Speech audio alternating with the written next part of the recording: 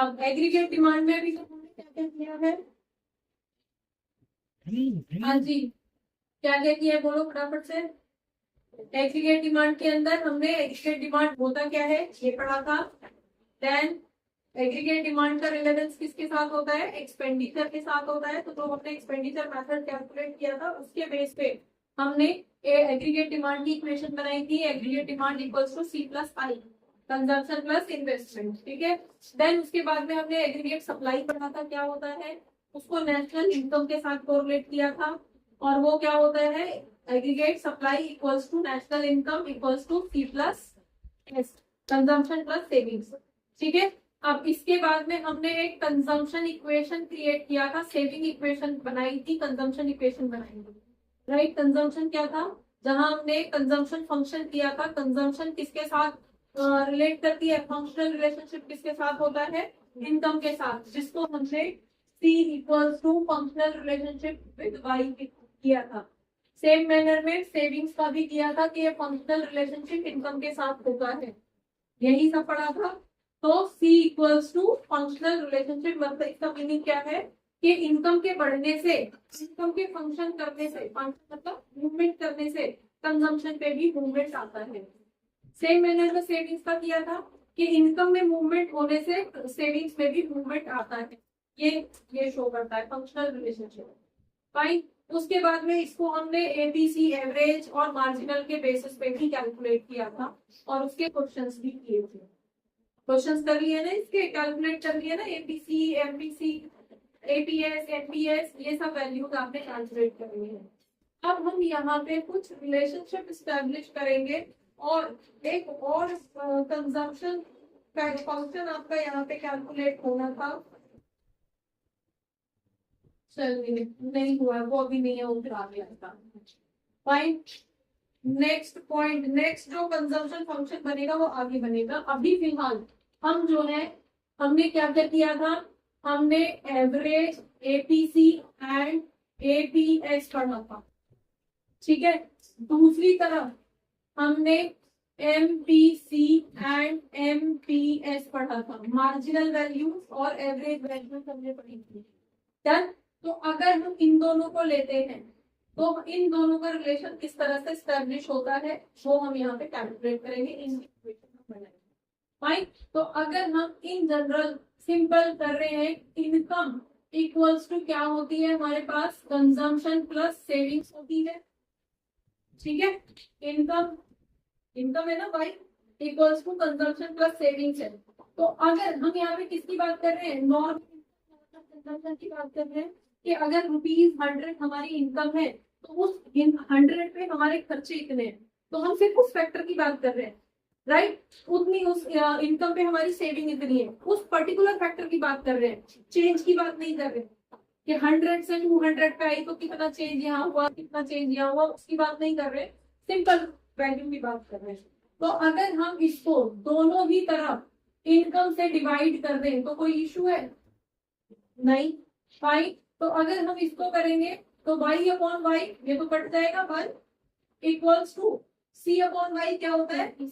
A P C plus A P S, ये A P S हो जाएगा। तो एक इक्वेशन आपके पास बन के आ गई है कि अगर एवरेज प्रोपेंसिटी टू कंज्यूम और एवरेज प्रोपेंसिटी टू सेव को ऐड कर दिया जाए तो दोनों का टोटल बनाएगा।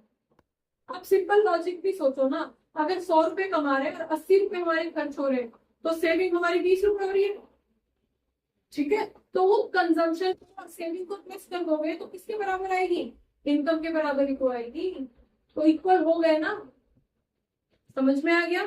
तो इसका मतलब है कि दोनों को अगर ऐड करते हैं तो 1 के बराबर होते हैं, फाइन। अब अगर हमें ए बी सी की वैल्यू निकालनी है तो इसको इधर लाके माइनस कर दो, तो क्या हो जाएगा? 1 माइनस एपीएस। क्लियर? ये फॉर्मूले तैयार हो रहे हैं तुम्हारे क्वेश्चंस के लिए, सॉल्व करने के लिए। और अगर हमें एपीएस की वैल्यू निकालनी है तो सी हो जाती है, इधर माइनस कर दो, क्या हो जाएगा? एपीसी। ये हमारे दो फॉर्मूले बनके तैयार हो जाते हैं। क्लियर? यहाँ तक किसी को इश्यू? बस इक्वल्स टू के इधर उधर ही तो घुमा दिए, मेन फॉर्मूला तो ये है, कि APC plus APS would be equals to 1।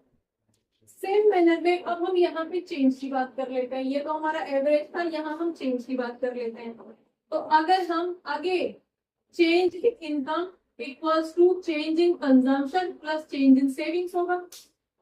Income में जो चेंज आया है वो किसके बराबर होगा कि उस बढ़ी हुई इनकम में से कितना एडिशनल खर्च हो गया। पहले से जो खर्चे हो रहे थे उसको कोई रहते, एडिशनल कितना खर्च हुआ है, ठीक है, प्लस दूसरी तरफ एडिशनल सेव ना हुआ है। दोनों को ऐड कर दोगे तो आपके पास यहाँ पे वैल्यू निकल के आ जाएगी। क्लियर? तो अगेन इसको हम फिर से चेंज, जब हम चेंज की बात कर रहे हैं तो चेंज इन इनकम से ही डिवाइड करेंगे। 1 आ गया तो यहाँ पे क्या आ जाएगा 1 इक्वल्स टू, ये क्या होता है change in consumption divided by change in income, कितने के बराबर होता है एमपीसी के बराबर होता है। एमपीसी का यही फॉर्मूला होता है, प्लस ये किसका फॉर्मूला होता है एमपीएस। तो एक दूसरा फॉर्मूला हमारे पास ये होता है। ठीक है, क्लियर हो गया? अब देखो अगर हमें एमपीसी की वैल्यू निकालनी है तो 1 माइनस एमपीएस हो जाएगा, डन। और दूसरी तरफ अगर हमें एमपीएस की वैल्यू निकालनी है तो 1 माइनस एमपीसी हो जाएगा। तो नेक्स्ट दो फॉर्मूले आपके पास ये आ गए, समझ में आ गया? अब जैसे आप अभी क्वेश्चंस के अंदर एमपीसी एपीसी निकाल रहे थे, राइट, कंजम्पशन की डिटेल दे रखी है और पूछा है आपसे एमपीसी एमपीएस। कंजम्पशन की डिटेल से आप क्या निकाल पा रहे हो एमपीसी निकाल पा रहे हो ना। तो एमपीएस के लिए फिर आपको क्या करना पड़ रहा था, पहले सेविंग निकालनी पड़, फिर चेंज इन सेविंग निकाल रहे थे, फिर जाके एमपीएस कैलकुलेट हो रहा था। अब यहाँ से क्या होगा, डायरेक्टली जब आपको एमपीसी की वैल्यू पता चल गई तो उसको 1 में से माइनस करोगे तो एमपीएस पता चल जाएगा। तो वो जो घूम घूम के वहां तक आ रहे थे उसकी जरूरत नहीं पड़ेगी, वो डायरेक्ट आप वहां पे पहुंच जाओगे। समझ में आया क्या बोला मैंने?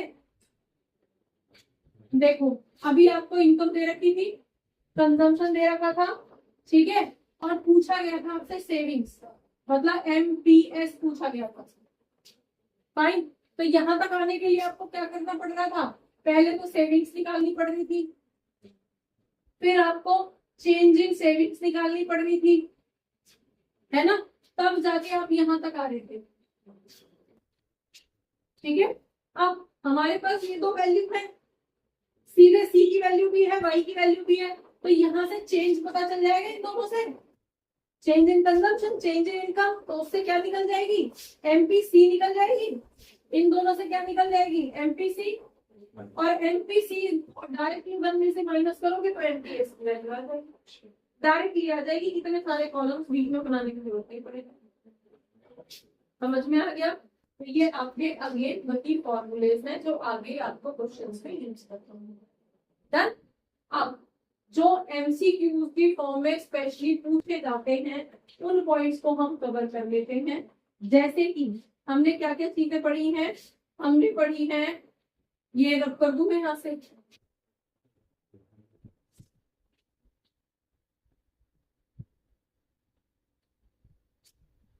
हमने 4 चीजें पढ़ी हैं। First is APC, then APS,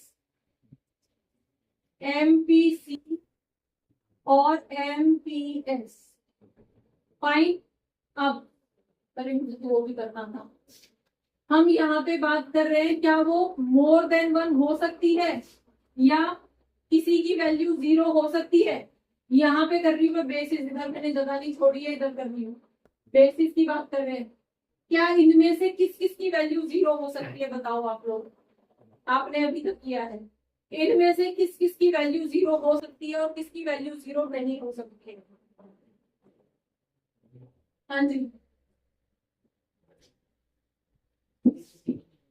किसी की नहीं हो सकती, एपीसी की 0 नहीं होती, पक्का? एपीसी की 0 कैसे हो जाएगी बेटा? हम एपीसी की बात कर रहे हैं, एपीसी की 0 हो कैसे जाएगी? एपीसी की कभी 0 नहीं आएगी, ठीक है, क्यों नहीं आएगी? हाँ जी, क्यों नहीं आएगी? क्योंकि कंजम्पशन कभी जीरो नहीं होते भाई, तो कंजम्पशन जीरो नहीं होते तो इसकी तो कभी भी नहीं हो सकती, लेकिन इसकी हो सकती है। किस केस में हो सकती है? एपीएस की वैल्यू जीरो, जब सारा पैसा कंज्यूम हो गया, सेविंग जीरो है, बराबर होती है, तो सेविंग जीरो होती है इक्विलिब्रियम के टाइम पे। भाई नेक्स्ट एमपीसी जीरो कब आएगी? रिच और पुअर वाला याद करो, रिच के केस में एमपीसी जीरो होती है, ठीक है, और एमपीएस कब जीरो होती है? जब एमपीएस, अरे पुअर की एमपीएस जीरो होती है, बढ़ती इतनी है, खर्चे इतने होते हैं, सेव तो होता ही नहीं। क्लियर हो गया? नेक्स्ट लेस देन वन किसकी हो सकती है? लेस देन वन की बात कर रहे हैं, लेस देन वन किसकी हो सकती है बताओ? क्या एपीसी लेस देन वन हो सकता है? शेड्यूल याद करो, पहले इन्फिनिट से शुरू हो गए, घटके वन तक आया था, फिर वन से नीचे लेस में गया था ना, 0.9 0.8, याद आ रहा है? याद आ रहा है या नहीं? तो ऐसे केस में इसकी एपीसी की वैल्यू लेस देन वन हो सकती है, लेस देन वन। मीनिंग समझ में आ गया? ठीक है, कौन सी वैल्यू में होगी? जब कंजम्पशन कम होगा और इनकम ज्यादा होगी। इनकम 400 आ गई और 400 पे आप कंजम्पशन कितने लेते हो?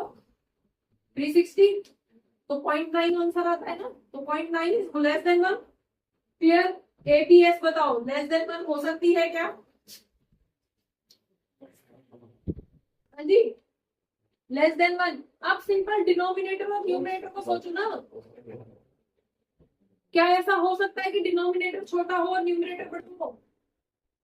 सेविंग्स के केस में मोस्टली ऐसा ही होता है, हमेशा ही ऐसा होता है। आप जितने पैसे आपके हैं उनको सेव नहीं कर सकते सारे, अगर 100 रुपए कमाते हो तो 100 के 100 रुपए सेव नहीं कर सकते, ठीक है, लेकिन ऐसा हो सकता है कि 100 के 100 रुपए खर्च हो जाए, ठीक है। तो ऐसे केस में अगर 80 रुपए खर्च किए और 20 रुपए सेव कर लिए तो वैल्यू क्या आएगी? 20/100।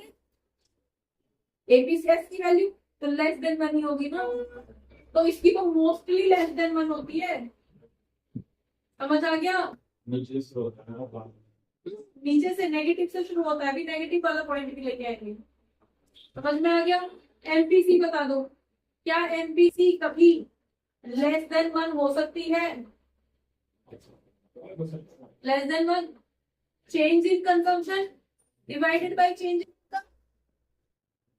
इनकम बढ़ी है 100 रुपए, खर्चे बढ़े हैं खाली 80 रुपए, बिल्कुल रिच, ठीक है। रिच की कहाँ रहती है एमपीसी? किसके टुवर्ड्स रहती है रिच की एमपीसी? रिच की तो किसकी तरफ? जीरो की तरफ रहती है, उसकी तो खर्चे ऑलरेडी मैक्सिमम है, खर्चे नहीं बढ़ रहे हैं, उसकी इनकम बढ़ रही है। तो यस, ऐसे केस में इसकी एमपीसी लेस देन वन हो सकती है, लेस देन वन। और फिर हाँ जी, क्या एमपीएस लेस देन वन हो सकती है? Less than one. अरे सेविंग की बात कर रहे हो भाई, तो सेविंग तो हमेशा ही लेस देन वन होती है, इसकी तो मैक्सिमम वैल्यू वन हो सकती है, और वो भी कब होगी? जब पूरा का पूरा पैसा सेव कर लोगे तब। समझ में आया? और वो पॉसिबल नहीं है। समझ में आ गया? तो ये तो हमेशा ही लेस देन वन रहेगी। समझ में आ गया? लेस देन वन की बात कर रहे हैं, more than zero, less than one, ठीक है। चलिए, नेगेटिव किसकी हो सकती है इनमें से? नेगेटिव, नेगेटिव मतलब माइनस में, लेस देन जीरो। हाँ जी, एपीसी की क्या लेस देन जीरो कभी हो सकती है? ये तो कभी नहीं होती। माइनस में एपीएस जा सकता है? यस जाता है। नेक्स्ट, एमपीसी कभी, एमपीसी क्या कभी माइनस में हो सकता है? कंजम्पशन ही माइनस में नहीं होते तो ये कहां से माइनस में आएगा? कभी नहीं हो सकता। एमपीएस, एमपीएस मार्जिनल सेविंग्स, क्या कभी नेगेटिव हो सकती है? जीरो लेवल पे 40 रुपए खर्च कर रहे थे, सेविंग्स -40 था, ठीक है। जब आप 100 रुपीज इनकम पे आए तो कंजम्पशन 120 हो गया, तो सेविंग्स -20 था। तो कहां से -40 से -20 पे आया है? तो ये नेगेटिव है पॉजिटिव है? पहले 20 रुपए अकाउंट पे से माइनस हो रहे थे, 40 हो रहे थे, अब खाली 20 हो रहे हैं, तो ये नेगेटिव है? अच्छा बस साइन देख लिया नेगेटिव, हाँ हो जाएगी, ठीक है। एक नंबर का क्वेश्चन टिक कर दिया, और दूसरे जो बैठे हुए हैं, यार ये कर लेगी तो मुझे बता देगी, ये कर लेगा तो मुझे बता देगा, है ना, उनके और गलत करवाओगे। आप सिंपल सोचो ना, एमपीएस की बात कर रहे हो, एमपीएस का मतलब क्या है? Change in savings divided by change in income. तो चेंज इन सेविंग्स क्या कभी नेगेटिव हो सकता है?